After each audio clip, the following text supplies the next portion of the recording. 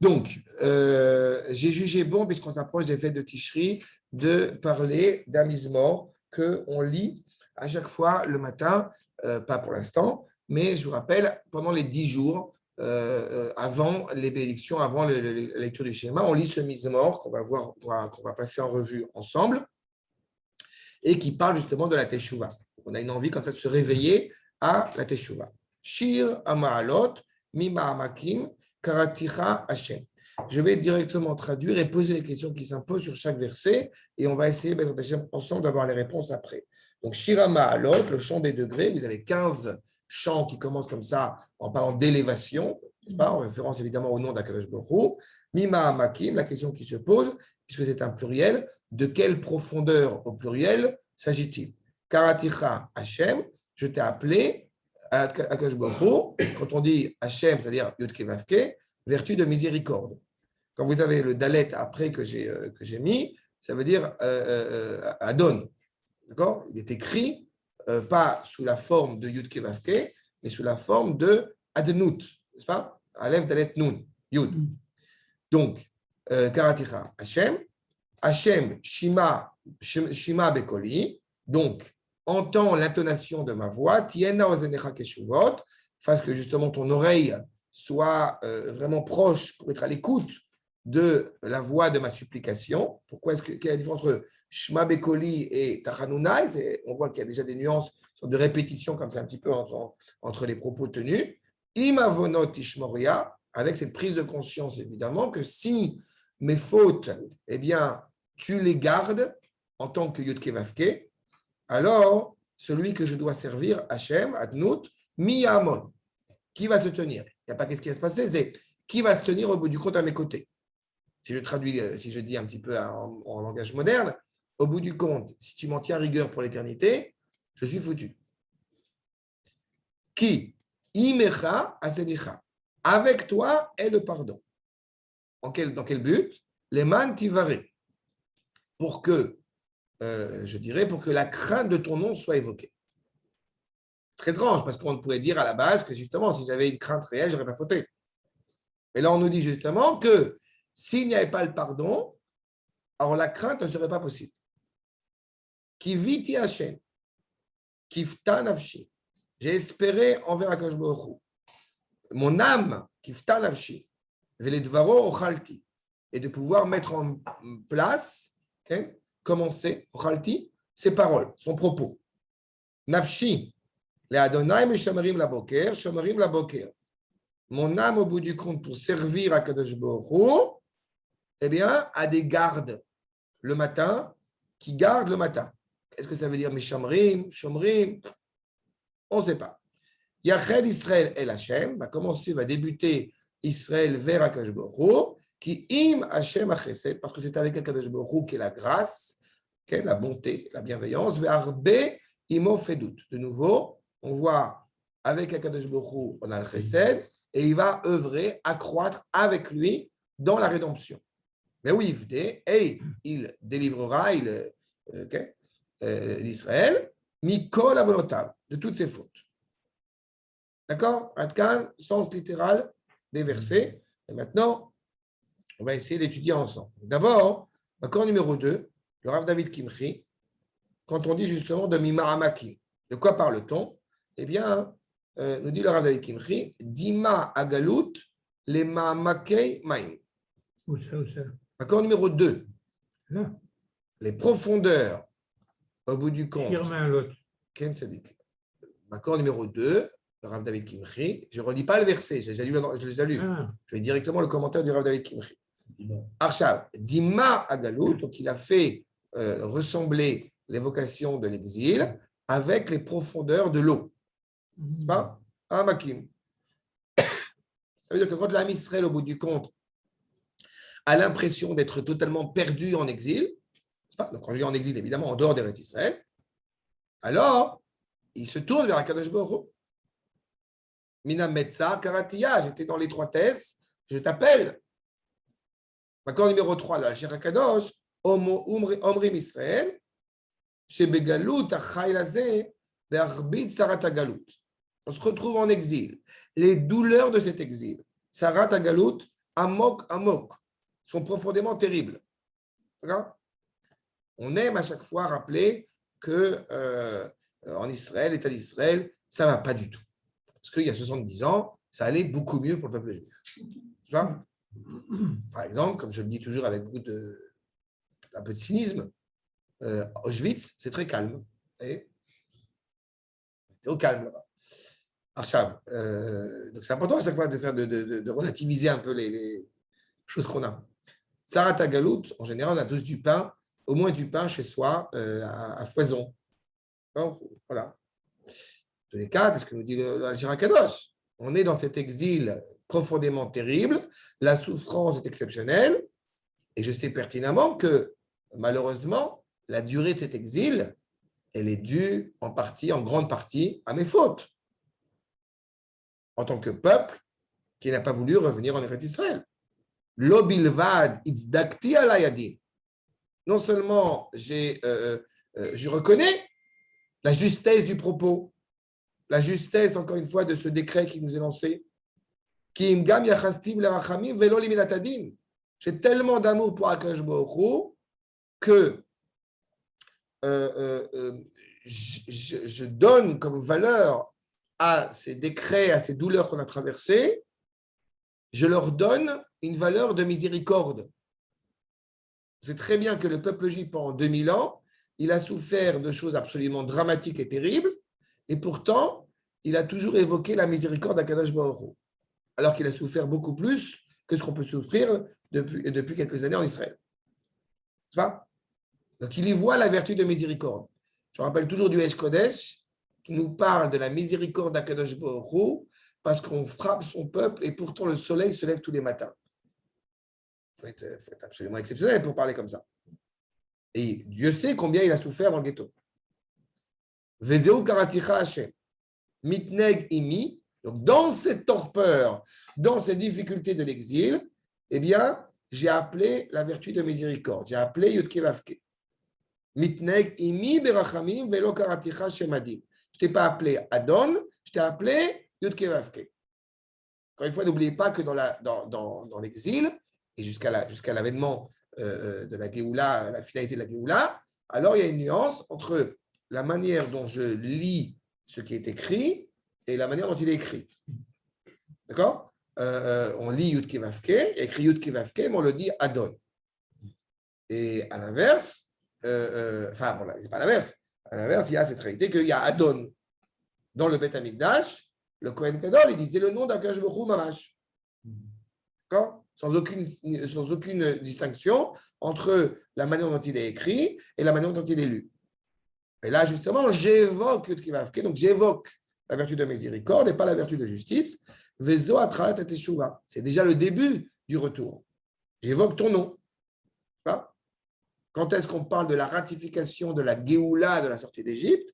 Quand le Ham Israël arrive dans la mer et qu'il est capable de dire Zé Eli Van Veu. Je te reconnais, je suis lié à lui. Donc même si la finalité de cette Géoula n'est pas encore achevée, il est certain que ça y est, on est réellement sorti d'Égypte. La reine Hachem, Sheet Midet Adin, Al Tekatre Galai. J'invoque la vertu de miséricorde. Je sais que je ne suis pas méritant. Donc, en invoquant la vertu de miséricorde, je demande d'une certaine manière à ce que la vertu de justice, qui serait justifiée, ne soit pas trop dure avec moi. Im libi, si mon cœur, oulai, lo nichna beshlemut ateshuva. Encore une fois, la teshuva, c'est un processus qui est long, qui est infini et qui est dur. Et donc, même si mon cœur, encore une fois, ne s'est pas pleinement soigné pour revenir vers toi, à cause de la souffrance de l'exil. Rak Shima Bekoli. Juste écoute, reconnais, je rappellerai toujours, Koli, ce n'est pas écoute-moi, c'est reconnais l'intonation de ma voix. C'est le bébé qui pleure. La mère qui entend son bébé pleurer, eh bien, elle n'a pas besoin de savoir ce qui se passe. Elle court. Elle reconnaît le son. C'est ça qu'on demande. Elle colle à Dvarim. Ne regarde pas mon cœur. Si mon cœur n'est pas encore plein, n'est pas encore complet.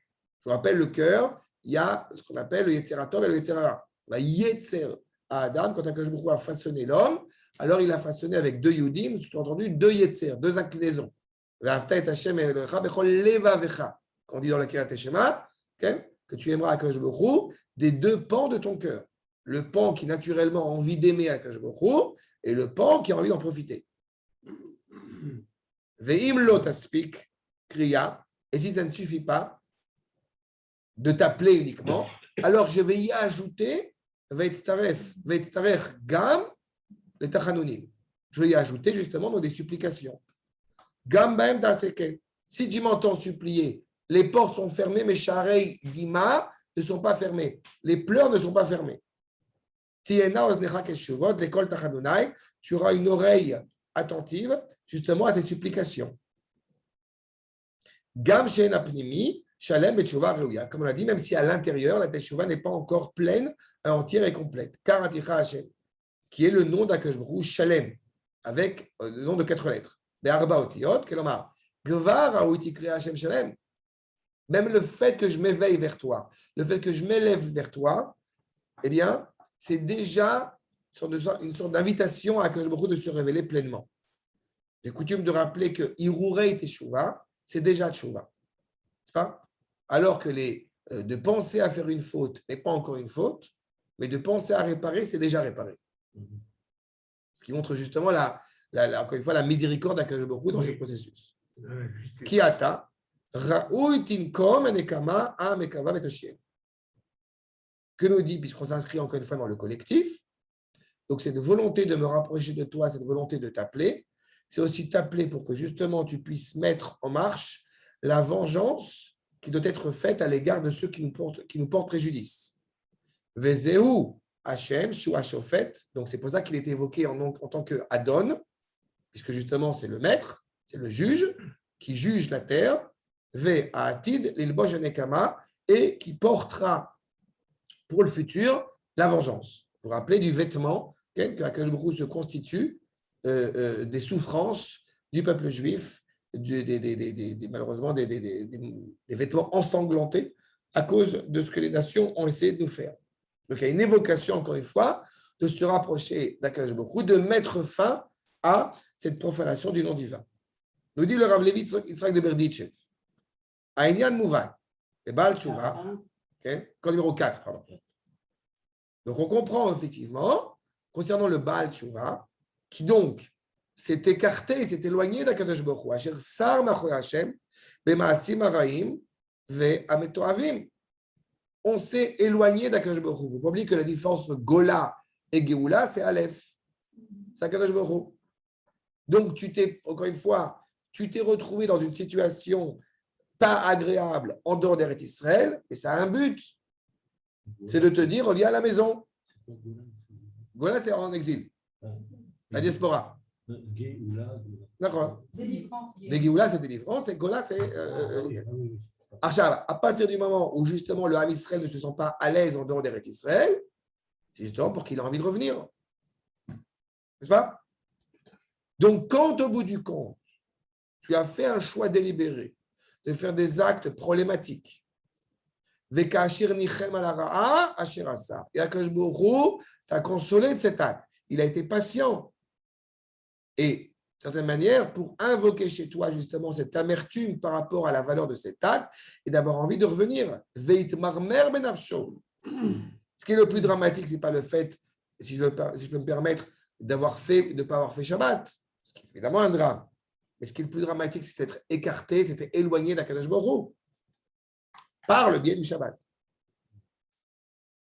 C'est toi qui t'es écarté d'Akadosh Baruch Hu.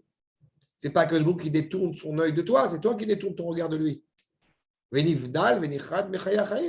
Du coup, tu es retranché de la vie. Et encore une fois, je répète, tu es retranché de la vie parce que tu n'y es plus relié. On a vu ça dans Parashat Re'eh. Bacharta b'chaim. Tu as choisi de donner un sens authentique à ta vie. Qu'est-ce qu'on va dire à Rosh Hashanah? Kodvenu besefer chaim, melech hafetz b'chaim. Les ma'anach anu chaim.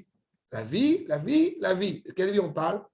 De cette vie de juif qui a un sens, qui est animée par, justement, tu ne fais pas que respirer juif, tu ne fais pas que sentir juif, tu ne fais pas que manger juif, tu es juif dans toute ton entité. ou en l'occurrence hébreu, pour citer, pour être exact. Dans l'Alia, quand beaucoup de Juifs viennent, parce que la situation est comme elle est. Mais quand ils mettent, quand ils mettent le pied en Israël, c'est plus la même chose. Donc, on avance. Vekol Hashvilim, Veorchot Hashem, Nishtakru Imenu.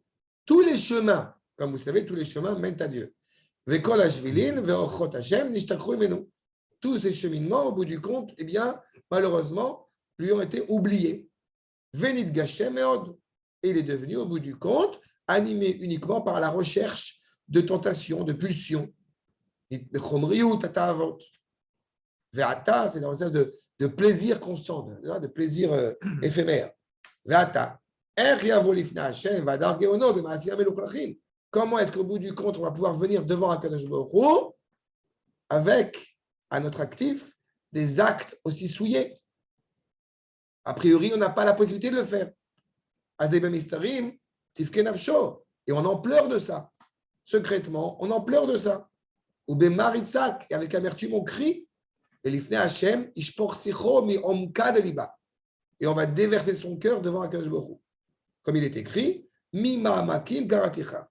Donc à la fois au niveau collectif, à la fois au niveau individuel, d'être insufflé, d'être éveillé justement à cette volonté d'appeler HaKadosh Baruch Hu en dépit de Bemesirut Nefesh ou Bebitul HaMitziut. On s'annule totalement devant HaKadosh Baruch Hu. Et c'est grâce à cela qu'on pourra justement s'élever et arriver à cette marche, cette élévation, Madriga Gdola, Yoter Metzadikim, nous dit le Rabbi Levi Yitzhak. Même plus que les Tzadikim Gumurim. Pourquoi? Asher Ovdim et Hashem et Torah Mitzvot, qui eux honorent HaKadosh Baruch Hu constamment. Ils ont aussi leur propre rôle.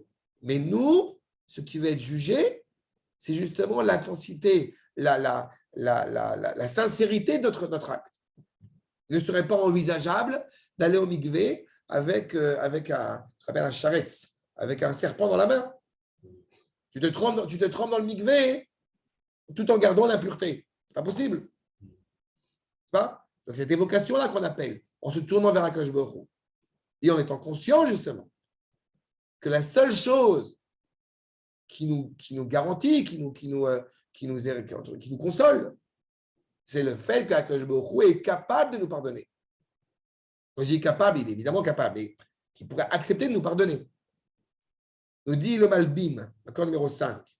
Im avonot ishmoria. Im tirtse lishmor avonot. Si tu veux garder les fautes, veshelo lisloach, Hashem mi ya'amod. Personne, à part toi, ne pourra au bout du compte gommer ses fautes. Lo imatse, mi sheya'amod veitkayem. Toute la réalité ne peut plus avoir de sens si tu n'es pas prêt à nous pardonner. Celui qui a fait la faute peut aussi. Personne ne peut. Il peut faire retour en arrière et réparer. Tu sais qu'il y a une erreur qui est assez coutumière, c'est de dire que les fautes à Yom Kippourim entre l'homme et son prochain, elles sont plus graves que les fautes commises à l'égard du Créateur.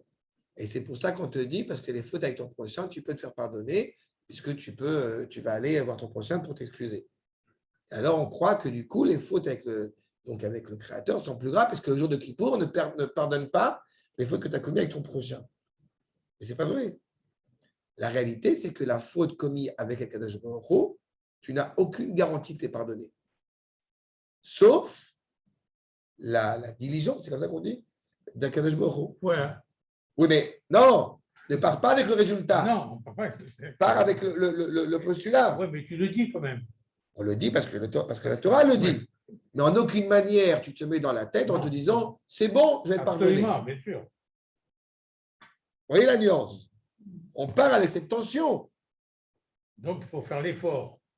Et c'est plus que l'effort. Tu dis, tu espères que… Il faut changer. Et le jour de Yom Kippourim, Bezrat Hashem, HaKadosh Baruch Hu dans son grand Mechaper, dit le goût à la Yava. Il va recouvrir nos fautes. Tu vois? Et c'est encore une fois avec ce travail-là qui est mis en place.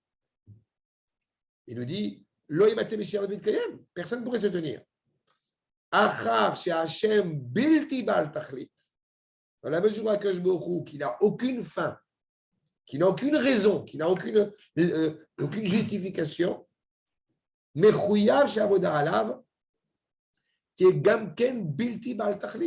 tu honores pas Akadosh Baruch Hu parce qu'au bout du compte, tu fais ta comptabilité. Tu l'honores parce que tu dois t'honorer. Tu dois l'honorer. Point. Veshechata, shachet yuterkal, igdal meod. Quand tu as fait au bout du compte une faute, même aussi petite soit-elle, tu ne sais pas la valeur de cette faute. Kilo yetsuyar sheimale achov amutal alav, la faute est à bilti bal tachlit, rak mishu bilti bal tachlit kamo. Qui peut réellement honorer Akadosh Baruch Hu? Qu'est-ce que tu peux réellement savoir la valeur de chaque acte que tu fais? On n'en sait rien. Uniquement Akadosh Baruch Hu le sait. Il faut que tu fasses un Et donc, du coup, miyamod achar shegam chet katan, qui pourrait se tenir au bout du compte, alors que même une petite faute, ou mari bilti bal tachlit, il n'a pas de finalité, tu ne sais pas quelle va être sa valeur.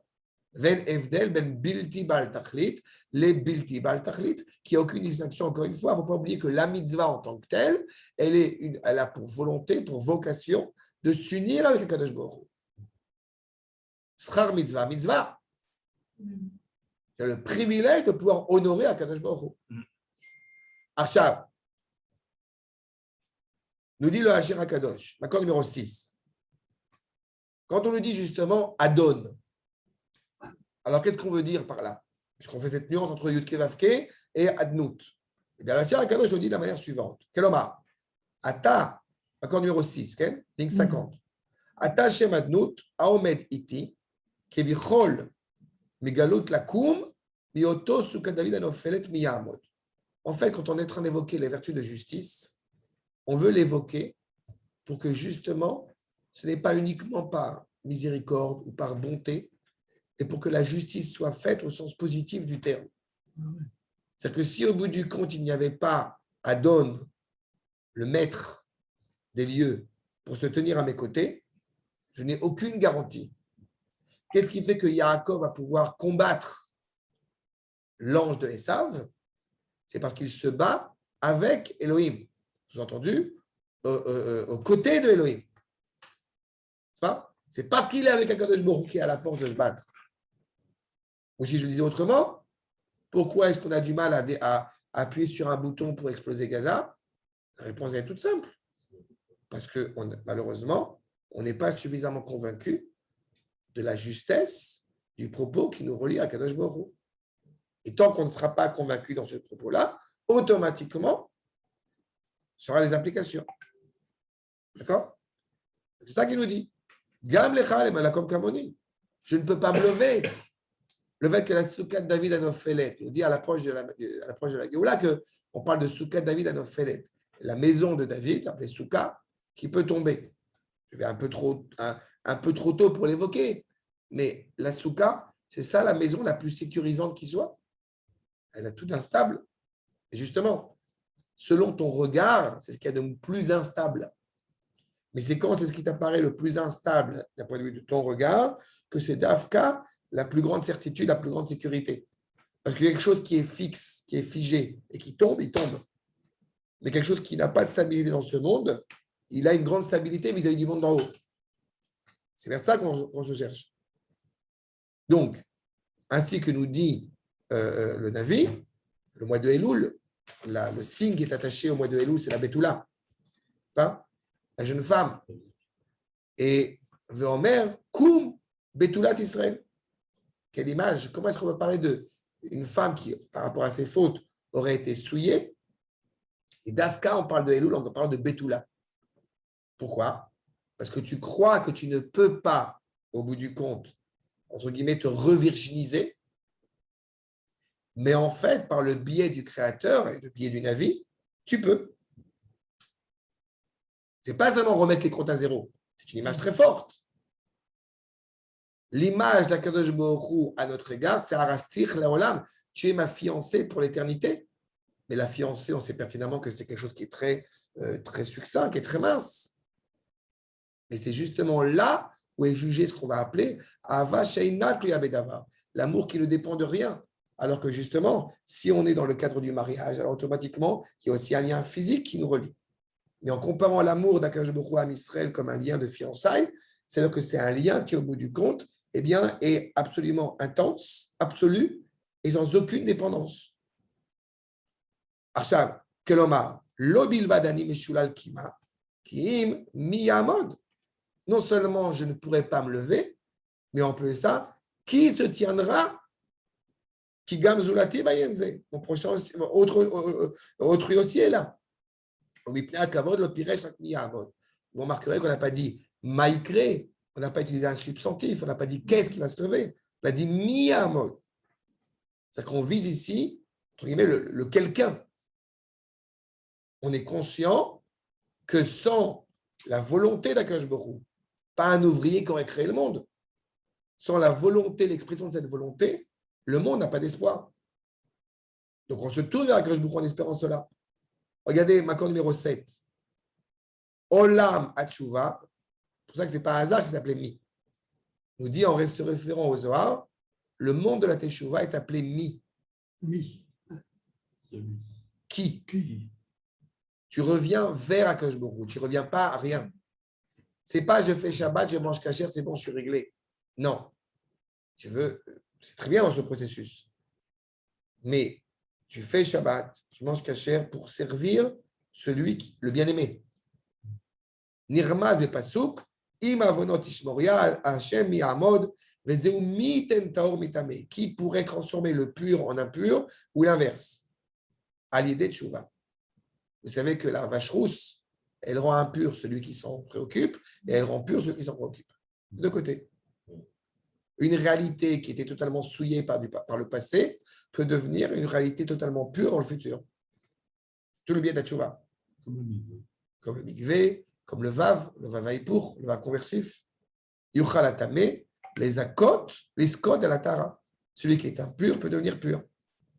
Yuchal iskot la sig, kol sharet teshuvah. Et tu peux atteindre toutes les portes de la Teshuvah, excepté la 50e porte. Char Noun.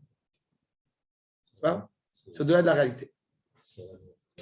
C'est quoi la 50e porte? C'est la 8e porte. C'est la 8e, c'est la 50e, c'est ce qu'il y a au-dessus. Ça veut dire que, vous savez que, puisqu'on est dans la Shemitah l'année prochaine, on parle à chaque fois de 7 fois 7 Shabbatot. Le jubilé, c'est au bout du compte la 50e année. Mais dans la formulation traditionnelle, c'est le jour après le 7 fois 7. Donc c'est 8. Ah ouais. La circoncision, 8.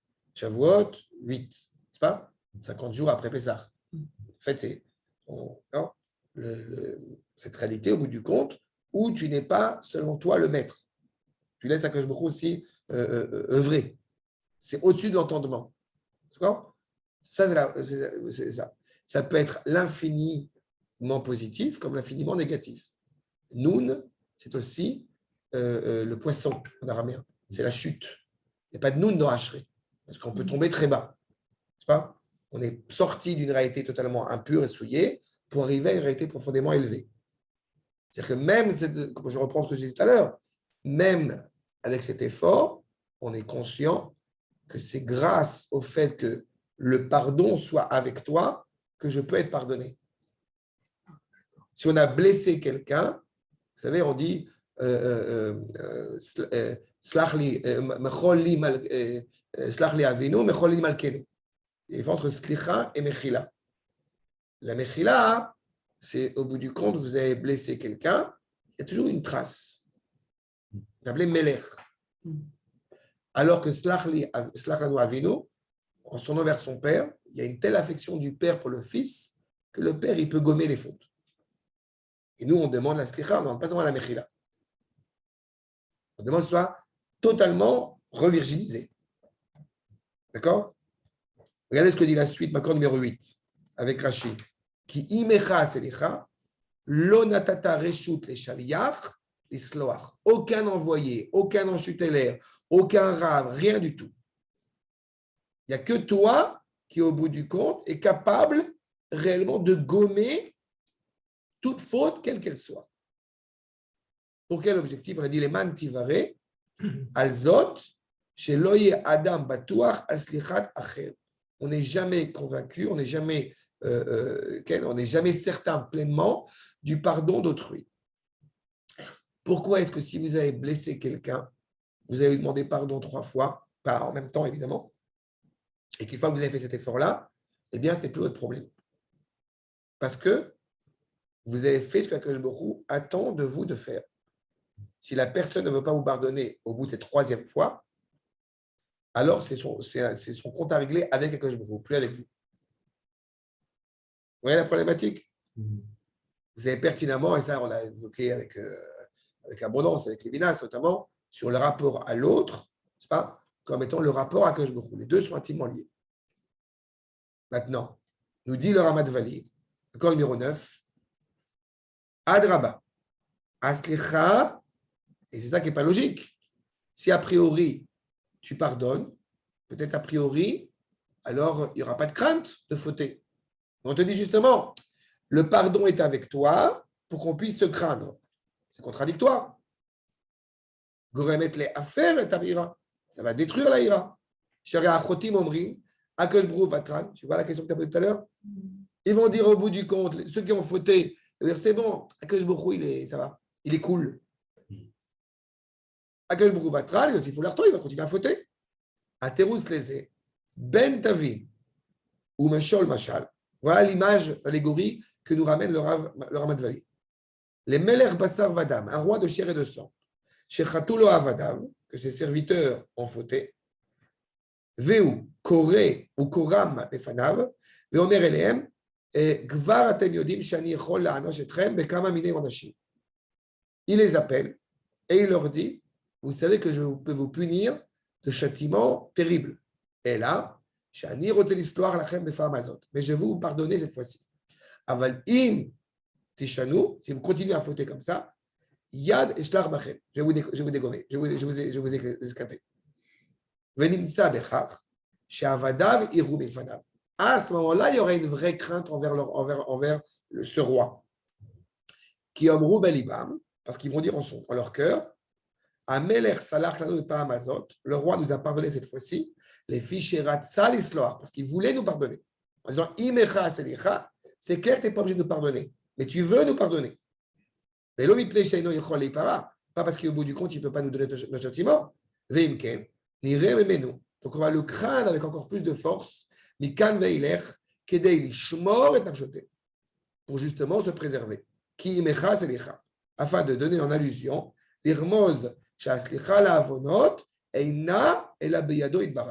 la seule capacité, encore une fois, à nous pardonner, elle est entre ses mains. Encore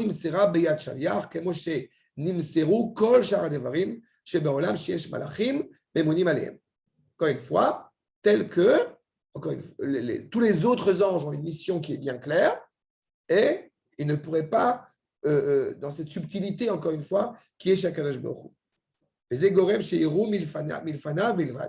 Et c'est ça qui, au bout du compte, eh bien, est inscrit uniquement devant Akadosh Baruch Hu.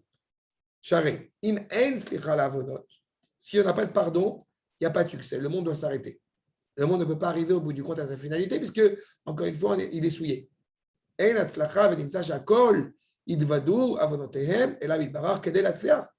Donc, tous vont venir au bout du compte demander pardon pour pouvoir réussir, pour pouvoir construire. Parce qu'on est aussi, et c'est ça l'infiniment bonté d'Akadosh Baruch Hu, c'est qu'il est capable de recouvrir ses fautes, de les cacher, mais dans le couple, on peut s'en rendre compte. Il peut arriver que le mari, au bout du compte, il découvre que sa femme n'est pas parfaite. Dans l'inverse, ça ne marche pas. Mais c'est vrai, ça. Donc, évidemment, mais par amour, il recouvre. Par amour, il recouvre ses erreurs.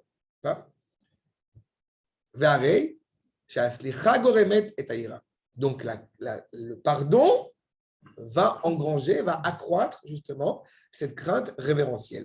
Mais parce que justement, c'est grâce à ça que le monde peut avancer. S'il n'y a pas de pardon, il n'y a pas de réussite. Avec, encore une fois, la justesse de ce pardon.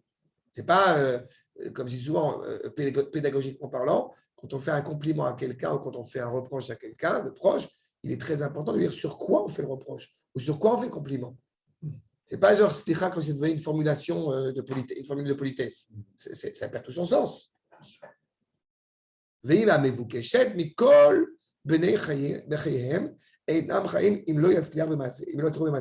Encore une fois, c'est ça qui permet à l'humanité, justement, et donc à Israël en particulier, de pouvoir réussir. Je ne veux pas alourdir parce qu'il est 9h10. Je pensais qu'on aurait fini ça une fois. C'est pour ça que je vous dis, voilà, je préfère qu'on s'arrête et que Bezrat Hashem reprend. Peut-être juste terminer la Makor numéro 10 pour terminer sur ce point et on s'arrête là, d'accord? Le Rabbi Tzadok de Lublin. Pour comprendre encore une fois ce pardon qui permet à la crainte. Je dis le Rabbi Tzadok de Lublin, Makor numéro 10.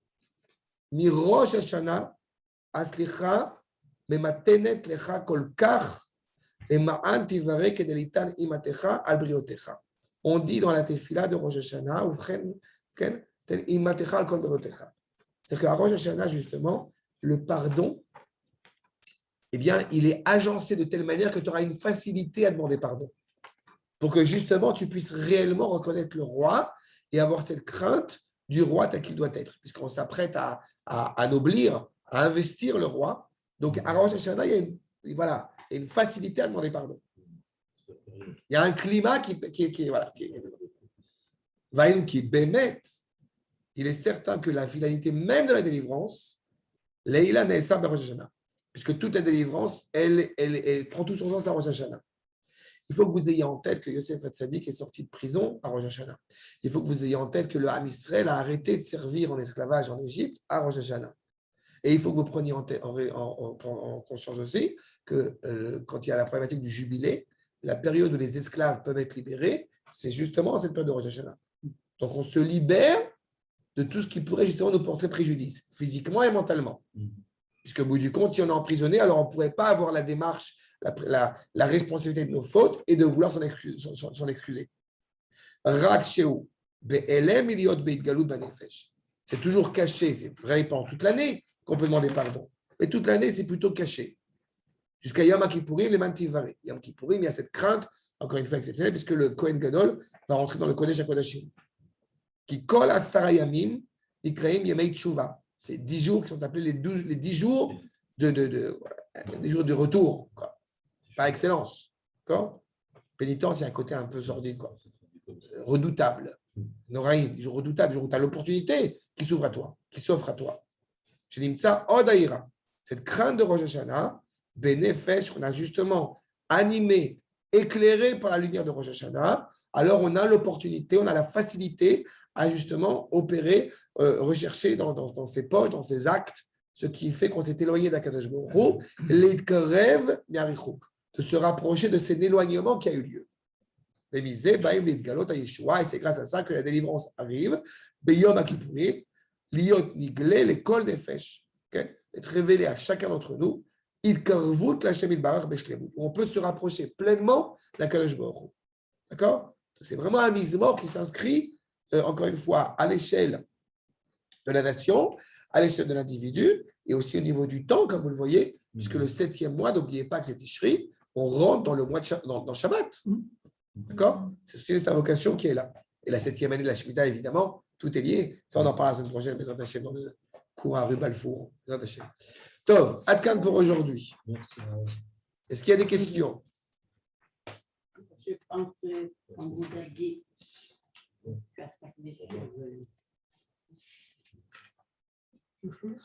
j'écoute, hein.